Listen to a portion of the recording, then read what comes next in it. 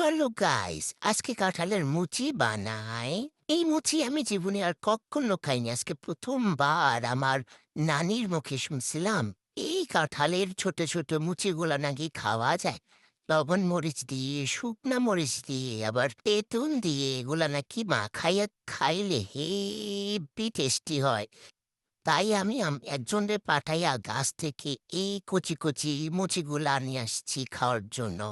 এগুলোকে প্রথম সুন্দরভাবে কুচি কুচি করে তেঁতুল দিয়ে, তার উপরে লবণ দিয়ে মেখে, মরিচ দিয়ে মেখে খাইতে আসলেই কিন্তু মজা আছে রে দোস্ত। আসলেই সেই স্বাদ। খায়া দেখতে পারো, বা সে মজাই মজা। সবচেয়ে বেশি মজা কোনটা জানো? এই ঝোলটা। ওরে মা! আমার বাইর সাথে আমার টানাটানি হয়ে গেছিল। এই ঝোলটা যে খাবা না, তার জীবনের অর্ধেক জিনিস এখানেই শেষ।